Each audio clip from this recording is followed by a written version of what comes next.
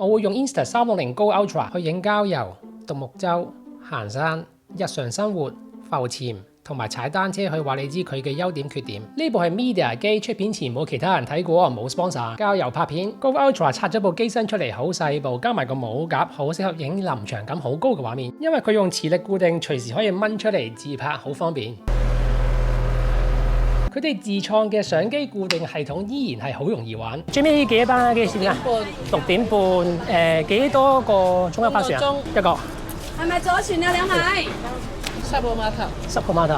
橋咀係嘛？係好。內置有個數碼變焦，撳一下即刻 zoom 2x，兩倍 zoom 咗個畫質明顯比高 3S 好啲。水漲啊！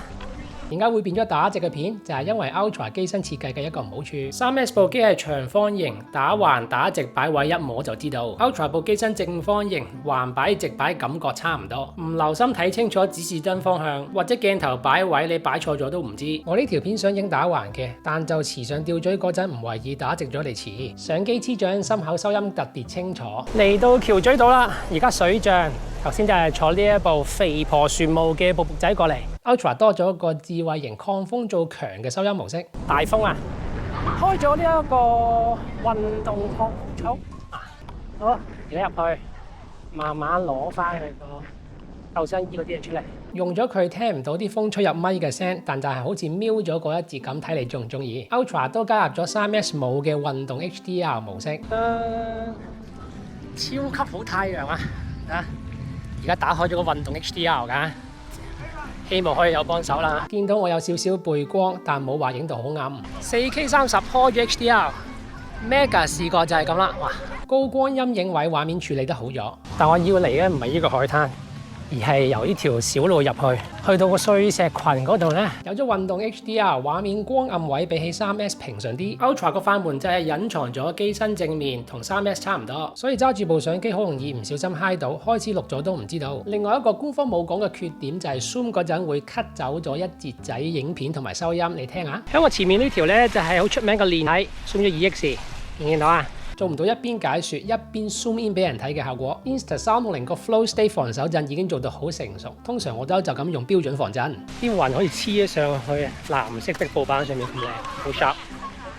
基本上除咗畫面上下移動搞唔掂，其他震動都冇晒。睇下相機黐喺心口影嘅效果。而家試下行出去呢一個荒廢咗嘅碼頭，有小朋友喺度曬緊太陽。有海風吹真係好鬼爽。又睇下夾喺帽嗰陣相機防震做成點。而家將部相機夾咗喺頂帽上面，即係我望到啲咩，佢就望到啲咩。我望天空，佢就望天空；我望地下，佢就望地下。比較呢兩件配件，雖然我用吊墜嘅機會多啲，但帽架方便你喐身喐勢嗰陣用，就好似咁，將個袋放低喺裏邊先，跟住就捐落去。哇，好辣咗啦，講今日。用吊墜係影唔到呢個效果，畫面會歪埋一邊。但有咗佢哋就唔需要再用手揸機行呢啲碎石，會安全啲。要揀啱嘅石頭行啊！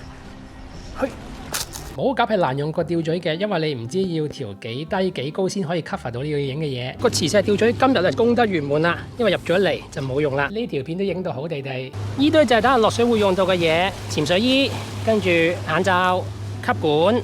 呢個浮波呢，就因為自己一個人玩呢，所以有佢安全啲。呢條片好明顯，我要再較低少少先影到晒我想俾大家睇嘅嘢。之前如果用咗個 mon 對好位先，就冇呢個問題。相機黐咗上吊墜個角度冇得大調校，所以都冇呢個問題。用高系列最大嘅好處就係冇乜負擔，好多時候又唔需要揸住部機，冇乜太多嘢 set，又唔需要後製。睇下我去烏溪沙白石嗰陣嘅記錄，就 feel 到佢可以做啲乜。咁我而家行入去，縮心口都安咗個 GoPro 喎，似乎係同道中人咯。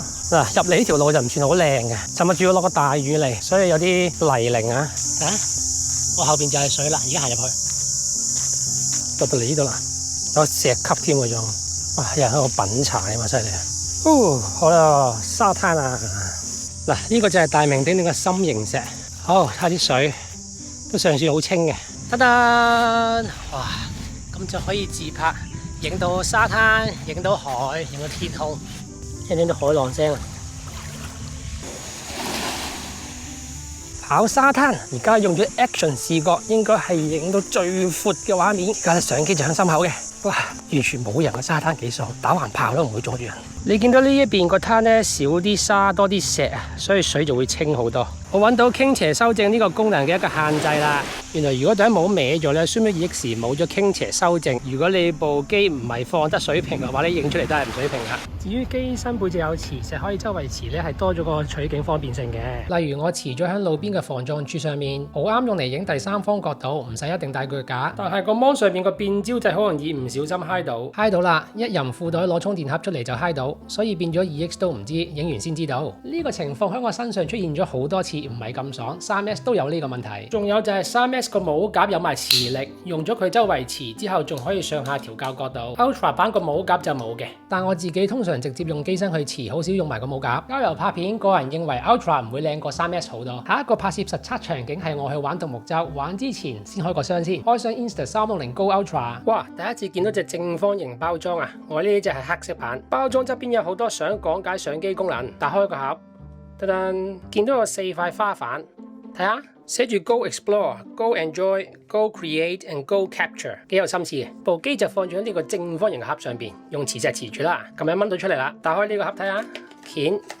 擘大，配件排列得好整齊喎。首先就梗係磁石吊嘴，吊嘴本身厚咗，條繩都粗咗，等先再睇。跟住就有一條 USB-C 去 C 嘅線，下邊嗰層就收埋咗個 Action Port 充電盒。個外觀同上一代差好遠啊，打人睇。有一個新設計嘅夾叫做 Easy Clip 代替之前個帽夾嘅，仲送埋條相機手帶添。之後 Pad 說明書、快速入門指南嘅設計都好有心思，品牌 logo 貼紙、保修卡同埋安全概要，入面就有咁多嘢啦。C 貼紙時間，機身得一張啫喎，喺鏡頭度。充電盒上面都係得一張喺個 mon 度 ，Easy Clip 上面都有一張。磁石吊嘴上面都有一張，正面、側面、後邊、側面、上邊、下邊。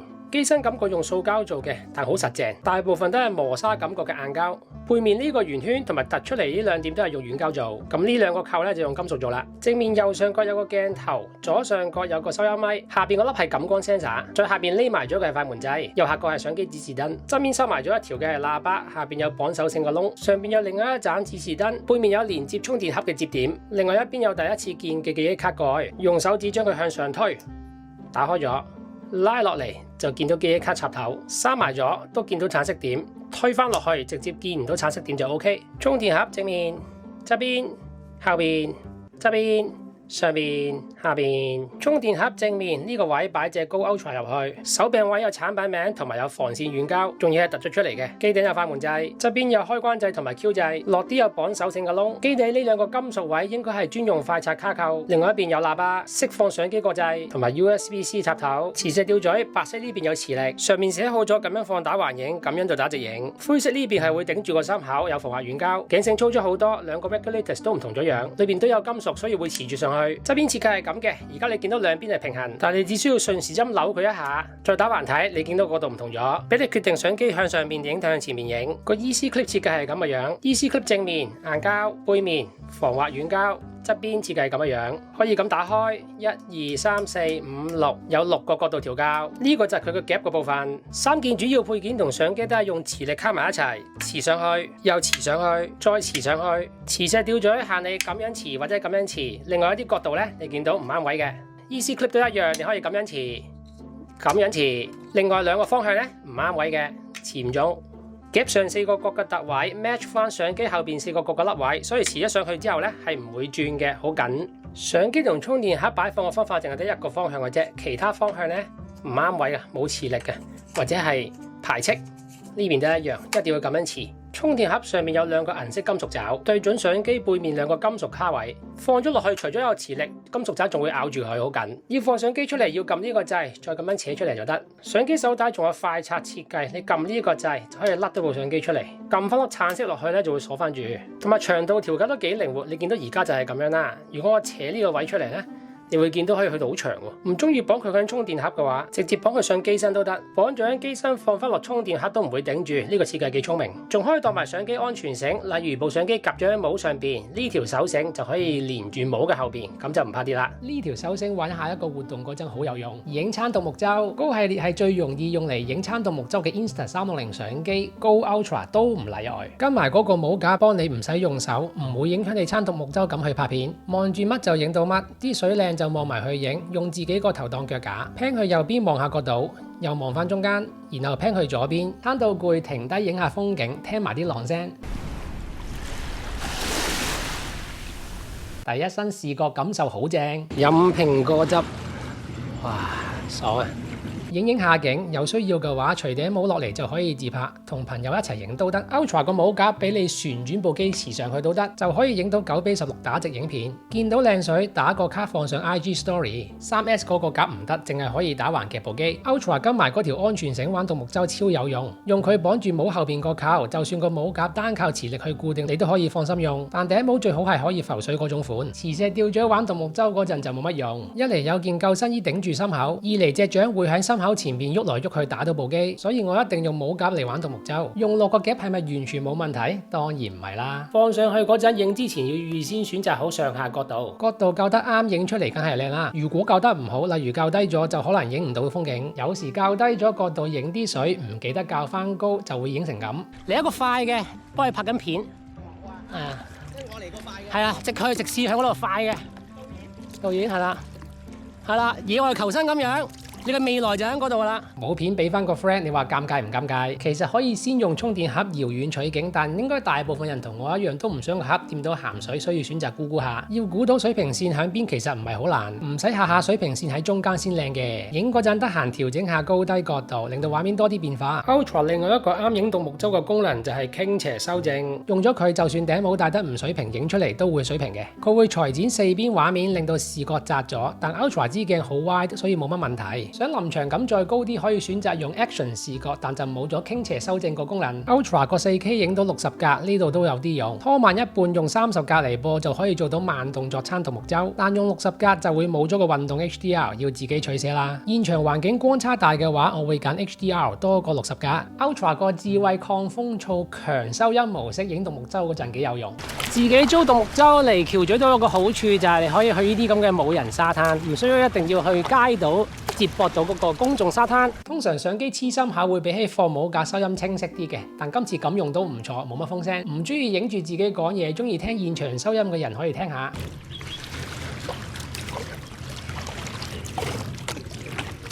影咗半日獨木舟，感受到夾起帽 Ultra 比起 3S 重，因為佢真係重咗。有高3系列喺手嘅應該會分得到。如果冇用過高系列由 full size 相機轉過嚟，佢又會輕咗細咗。攤咗2個鐘頭獨木舟，影咗50條片，最長嗰條影咗5分鐘，中間冇出現過過熱停機保護，淨係個帽夾橫直都黐得，加埋個安全繩設計，都值得用 Ultra 去影獨木舟而唔係 3S。等陣會帶佢落埋水底影，而家帶佢上山睇下先。行山拍片呢部機好適合買嚟影行山，主要因為佢夠細部。由屋企揸咗1個鐘頭車嚟到附近一個山頂開始行山。佢個防手震令到畫面好 smooth， 好適合用嚟影行山、影景、影人。打開咗運動 HDR， 背面個藍天都見到啲。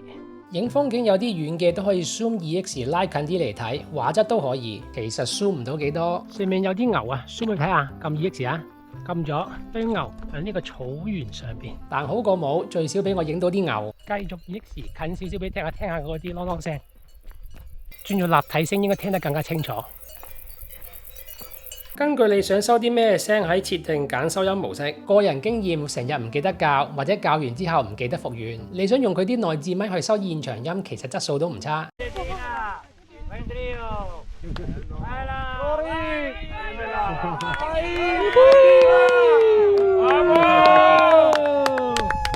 佢個 4K 60格夾埋2倍 zoom 啱我今次用嚟影。哇，好靚啊！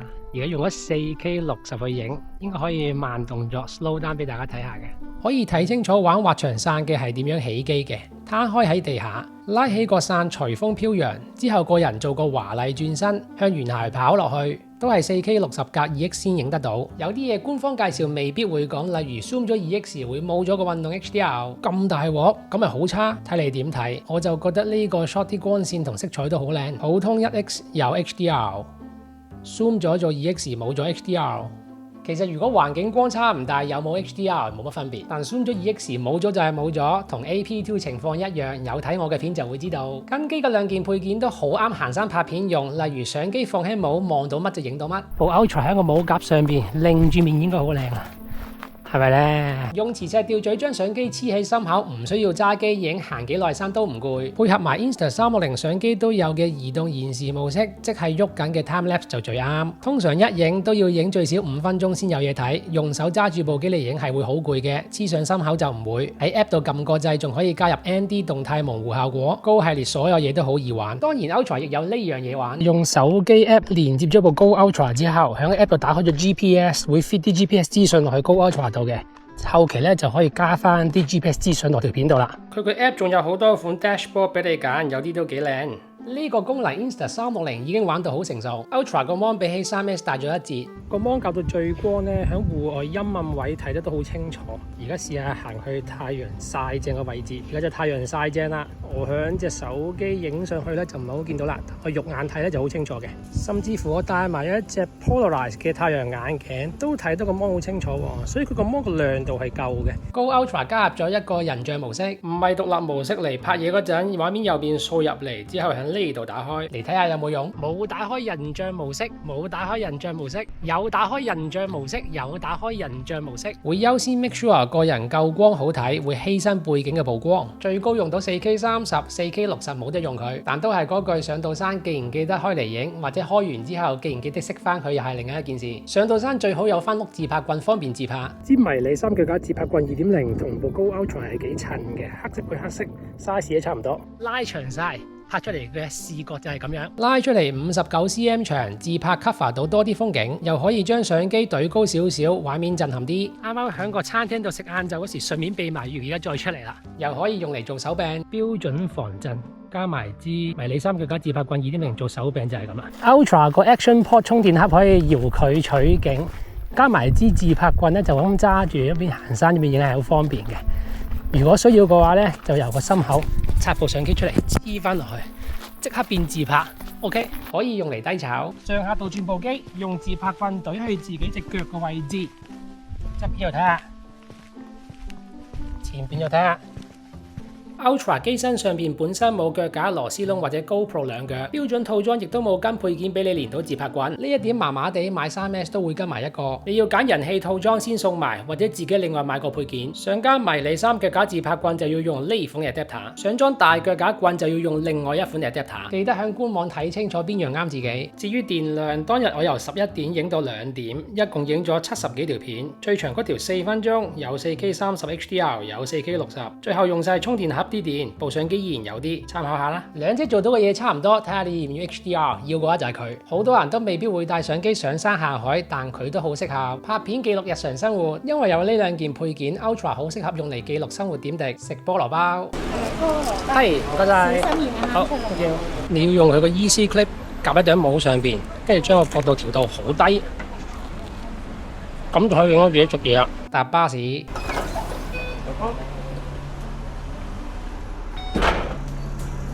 影揸車上山有 HDR， 內外都睇得到。行街市，雞蛋、水果、菜，但唔適合用嚟影嘢食，畫面太 wide。最近對焦距離亦唔短，影食物唔清楚。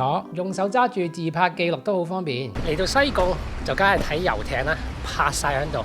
後邊幾多？講到取景，佢哋兩個裏面都有磁石。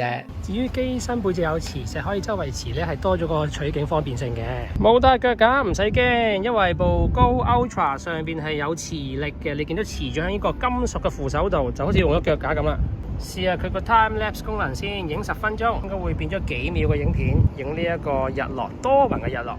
記錄生活未必下下都擺得正部機，用磁石吊咗或者冇夾咧，將部相機黐喺身度，其中一個最大嘅煩惱就係唔知係咪黐到水平，即係部相機個感光元件係咪同水平線係打平。如果唔打平咧，影出嚟就會斜。我而家呢個位，我估係斜咗嘅。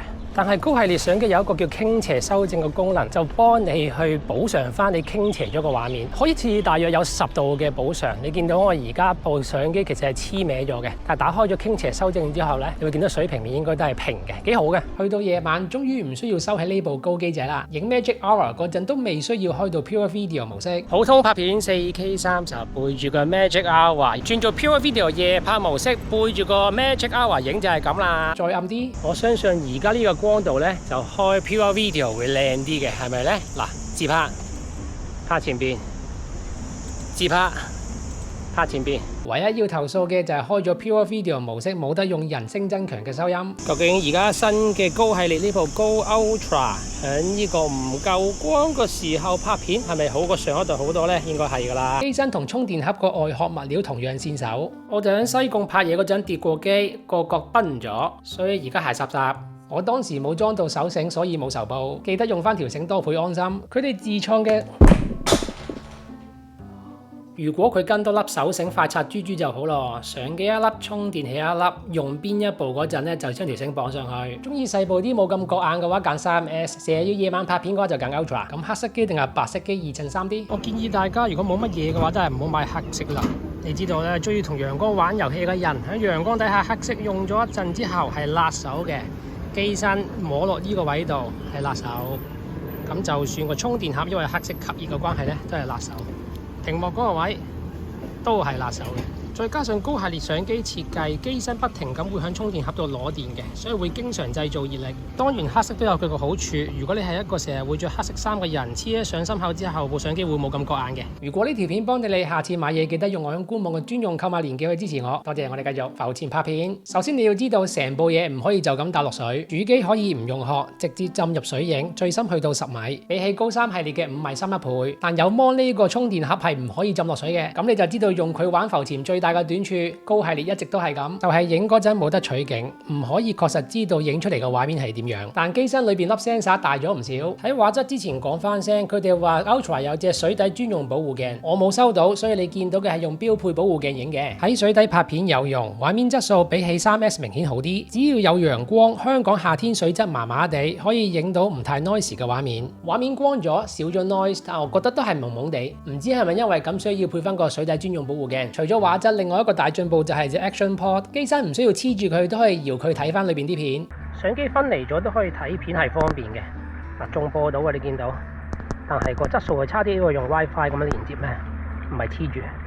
當然玩浮潛嗰陣，隻手濕咗鹹水，唔係咁方便揸住隻 Action Pod 嘅。就算佢有基本防潑水，都要避免鹹水掂到呢啲金屬接觸點，所以揸之前一定要抹乾淨隻手。但而家始終唔需要將主機擺入去，都可以搖佢睇到片，比起高3系列好好多。佢用嚟水底自拍夠唔夠 wide？ 正前方自拍 Mega 試過，左右夠闊，上下有少少梯，打側影自己係唔會影到你加埋望緊嘅珊瑚嘅，上下唔夠闊。就到最盡大約影到咁。喺香港夏天嘅奶水唔夠清。如果好重視喺水底自拍嘅話，我覺得用 X 系列會好啲，但落水就比起高系列麻煩好多。側邊向後擺想影自己踢水都唔太 cover 到自己想要嘅畫面，但就睇到佢嘅另外一個優點就係塊鏡頭保護鏡好線水，相機一時喺水面一時喺水底，喺水面嘅片都見唔到有水珠黐住鏡頭，唔使擔心黐水點成日要抹乾淨。因為裏邊粒 sensor 大咗，而且多咗機面白色個粒光線 sensor， 佢更加能夠處理水底嘅光線變化。例如我將相機放落珊瑚群中間嘅一個窿，逆時針轉部機，影下光位又影下暗位，佢隨住光暗改變曝光畫面都好 smooth。之前用高 3S 落水做唔到嘅，光位爆暗位黑，但始終都係高系列相機影嗰陣個白平衡唔算好穩定。首先由藍色變成綠色，當時光線冇變，呢隻綠色唔係太討好。過咗一陣又會變翻藍少少，唔排除我影嗰陣現場光線係有變化嘅，但睇落咁樣唔爽。講下實際使用體驗，首先喺水底你係好容易知道佢係咪影緊，除咗睇指示燈，機身震動會透過自拍棍傳到去你隻手度，你會知道佢有動作，同埋提示音可以校到好大聲。落到水底都會聽得幾清楚。高 3S 個震動摩打就放咗喺 Action Pod 度，隻機係唔識震嘅，所以落水淨係可以靠睇燈同埋聽聲。相機品牌成日強調可以影到 4K 60係好嘢嚟，佢終於有啦。實際用落浮潛有冇用？啲魚通常游得好快，你好彩追到佢哋嚟影，啲片通常得幾秒。如果用60格影，可以後期喺 App 將佢減慢一半做慢動作，咁條魚就游慢咗一半，可以睇清楚佢嘅形態。Ultra 喺水底用 4K 60都冇令到畫面暗咗好多，只要唔係好深水又有太陽，水底用 4K 60都唔錯，當俾多個選擇自己後製。睇下呢堆魚仔2秒就唔見咗，60格慢動作就睇得清楚啲。咁嘅情況有60格就會好過得30格，但係咪成日都要用到？唔係嘅。遠景珊瑚好清楚，但行近少少你又見到佢朦朦地。運動相機冇得自動變焦，高 Ultra 都唔例外。預先 set 咗離開相機一定距離之後，所有嘢都清。之前嗰啲嘢就會蒙查查。可以影到幾近就根據相機嘅最近對焦距離，影下 wide shot，有珊瑚有魚都可以。而家畫面唔靚，因為香港夏天水族，你去沖繩嘅話就會影得靚。佢係唔會影到 close up，你睇下隻蟹幾朦，條海參因為有翻咁上下遠，叫做認到佢。我覺得佢個對焦距離唔算短，但我冇 spec 喺手，出咗之後記得喺官網睇清楚。開咗機嘅情況，快門 delay 唔算多。但如果喺關機狀態，用佢個快速錄影，直接撳快門即刻錄。如果條魚游得好快，可能已經走咗。比較下，差唔多。所以要反應快，記得開定機先。但影下形狀奇特嘅珊瑚，中間有幾條珊瑚魚彈來彈去都 OK， 都係大 wide shot 影珊瑚群最好睇。正機嘅電量夠唔夠玩一日浮潛？官方嘅參數話佢可以影到70分鐘，但就按照1080同24P 去計，數字歸數字，現實睇下點先。而家係下晝2點鐘左右，由充電盒掹咗出嚟開始影啦。影到下晝4點9左右，不斷咁影緊。搭船行路半個鐘，潛咗2個鐘左右，總共影咗60條片。放翻部充電盒入邊，部機仲有6% 電。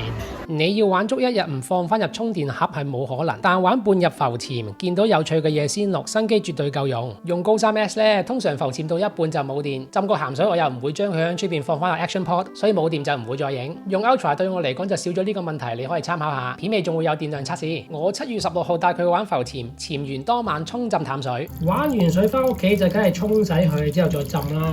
高 Ultra 都好薄，所以開少少水就浸到啦，唔使嘥水。今日係8月17號，即係過咗1個月都冇問題，即係話個記憶卡活門暫時設計冇問題，但係 keep 住對門乾淨冇塵冇毛，每次落水前檢查清楚都係用家嘅責任嚟嘅。戴翻個頭盔先，唔同人喺唔同環境用情況都會唔同，但我用高系列相機唔會加殼落水。影浮潛我2部都唔會揀 Ace Pro 2或者 X5。而家講好多人都中意玩嘅踩單車拍片，應該唔少人買 Insta360高系列相機都係用嚟踩單車。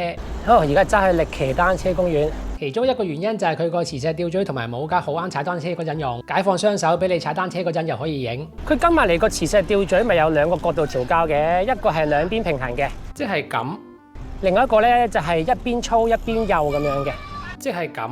其實就預你咧踩單車嗰時咧可以用到一個啱啲嘅角度，聽落好有道理，但普通人踩單車咁有冇用？首先試下兩邊一樣厚。咁我而家就將個吊墜 set 做兩邊平衡嘅，咁一路踩單車一路影出嚟嘅效果就係咁樣。而家試下一邊厚一邊薄。而家我就將個吊墜校做一邊闊一邊窄啦。唔知有冇分別咧？等陣開翻個 mon 嚟睇下，好似冇乜分別咁。點解咧？點解會咁咧？就係其實呢個磁石吊墜咧，校角度嘅功能，淨係適合你會着嗰啲緊身單車衫嘅人嘅啫。因為件單車衫咧，就會將個吊墜逼緊你個胸口，而你個胸口有角度。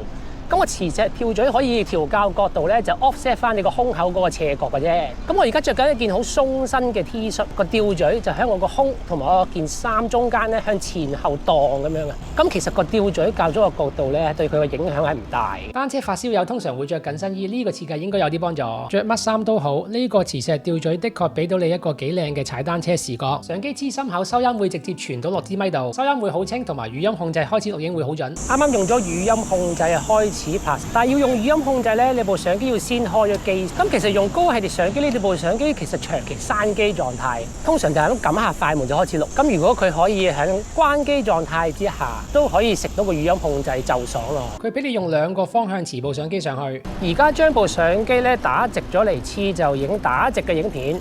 望落去因應指示燈嘅位置，你會知道自己影緊打橫定打直。咁樣黐部相機上面個指示燈咧會呈打直型嘅，即係話俾你聽你而家影緊打直嘅影片咁解咯。如果望到打橫嘅指示燈，就知道自己影緊橫島，一目了然。你都可以配合用帽夾去影單車。今次將部相機夾喺咗帽上邊，個帽夾咧就放咗喺帽舌嘅上邊。個帽夾仲有得上下調節角度，睇下佢哋唔同嘅效果。咁而家試下將個帽夾咧向下調校1格。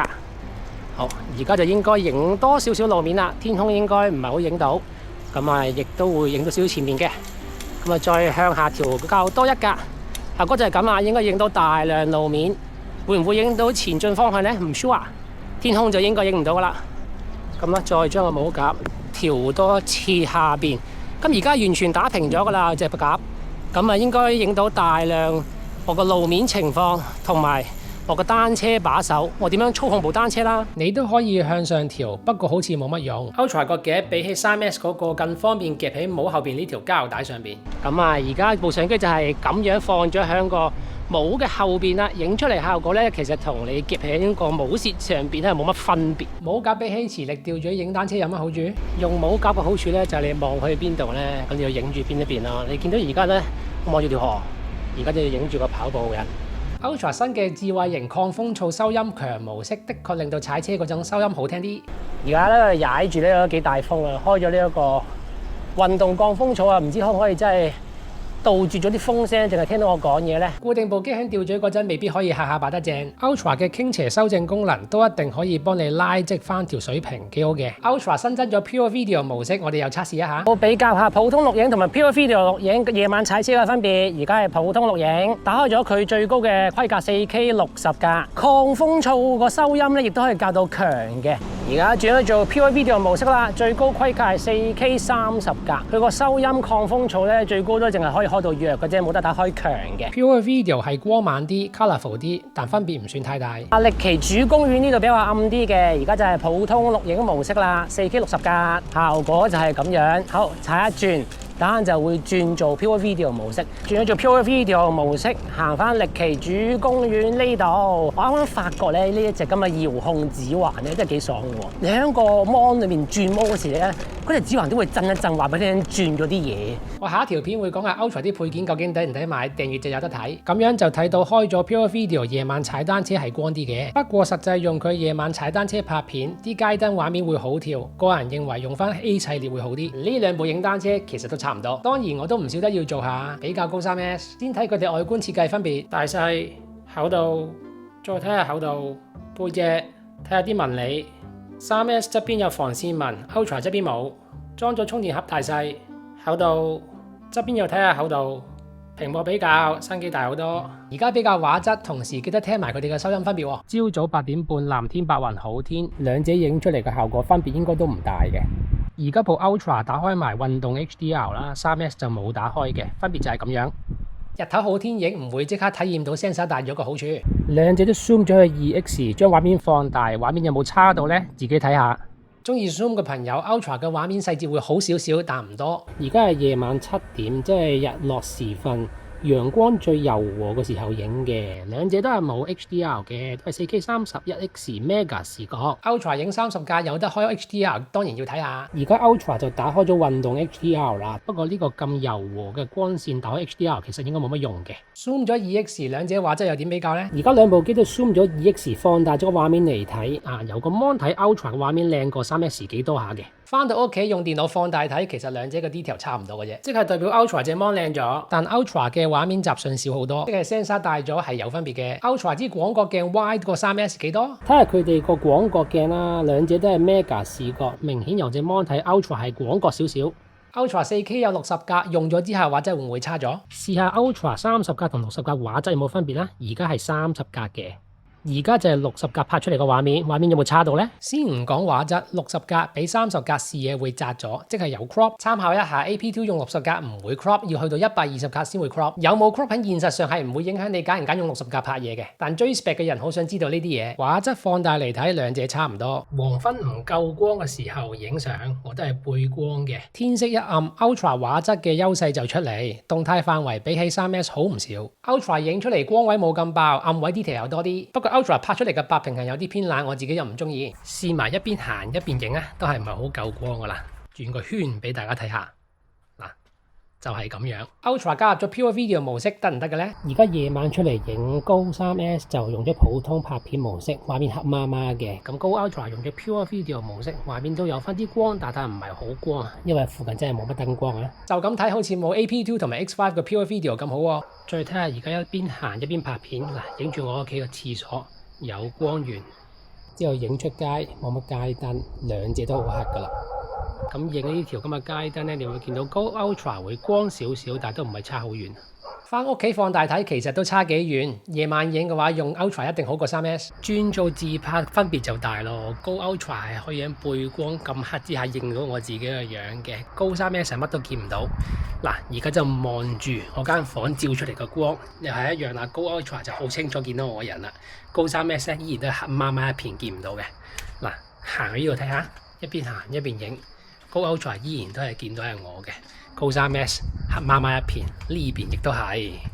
相信大家都睇到 Pure Video 模式落到去高系列相機有乜好處？中意旅行拍片嘅，以前中意高系列嘅方便，但唔中意個夜晚拍片唔靚，覺得 A 系列夜晚影得靚，但用落又冇咁方便嘅玩家，而家有高 Ultra 可能就啱你。又嚟到一定要做嘅電量測試，測試環境44度，兩部都係黑色機，都係用咗 4K 30格，冇 HDR。而家影到48度，咁部高 3S 就停咗啦。部高 Ultra 仲影緊，高 3S 影咗24分鐘，咦，原來個 setting 可能 high 到啊！變咗 2.7K 30，高 Ultra 影咗34分鐘，34度陰暗位，高 3S 就影咗28分鐘半，高 Ultra 就影咗40分鐘。又向西斜呢邊測試59度，影完都係59度噶，冇再影啦，好快應該熄咗啦。高 3S 影咗9分半鐘，高 Ultra 影咗11分半鐘，兩部都係影到開咗過熱保護嘅，而機身後邊呢個金屬接觸點咧係好鬼熱啊，小心辣親手啊！兩者都係，今次係50度，試下相機連埋 Action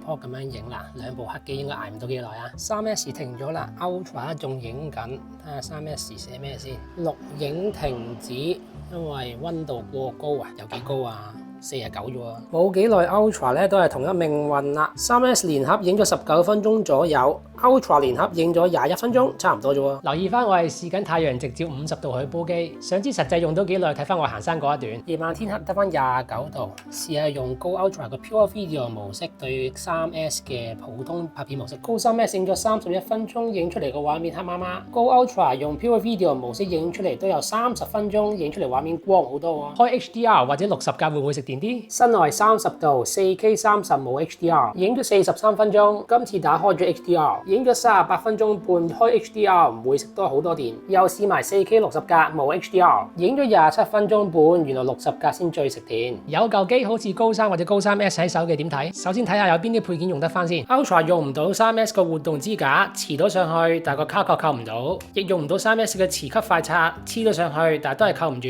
冇夾當然唔通用，佢用到喺 3S 磁石吊墜上邊，但係個角度怪怪地。好好用嗰個迷你活動支架都唔得，黐到上去，但完全冇力嘅。至於 3S 用落 Ultra 個帽夾上邊，打橫黐到，但係會喐；打直超奇怪。試埋放落 Ultra 吊墜上邊，算啦。佢哋兩個嘅快插金屬構件尺寸設計都唔一樣，兩邊分開嘅距離都唔一樣，兩者嘅磁力配件唔可以共用，好似唔係咁好。因為手上有 3S， 想買多部 Ultra 孖機用嘅人，相機佈局冇咁方便，個位唔可以互換，唔一齊用，賣咗部舊機升級好唔好？我好簡單咁講下兩者嘅分別係：可以換卡，唔可以換卡；可以夜拍，唔可以夜拍；重啲大啲，輕啲細啲。根據呢3點你就識得自己揀。冇買過高系列嘅人都可以根據呢3點去做選擇。我覺得高 Ultra 係品牌出俾嗰啲中意文嘅人嘅，所以佢哋 keep 住高 3S 繼續賣，俾中意輕便嘅玩家。之前已經講咗好多佢哋之間嘅比較，飛咗冇睇嘅快啲去睇翻。標準套裝跟帽夾、吊墜同手繩，人氣套裝會多咗迷你3腳架、自拍棍、磁吸2腳同埋轉向支架。下一集會講咁多件 Ultra 專用配件好定唔好，其中呢件嘢超級好用，即刻撳訂閱，出咗片就會話你知。撳呢度可以睇 Insta360高 3S 嘅開箱評測。我係阿 Nick，下次見，拜拜。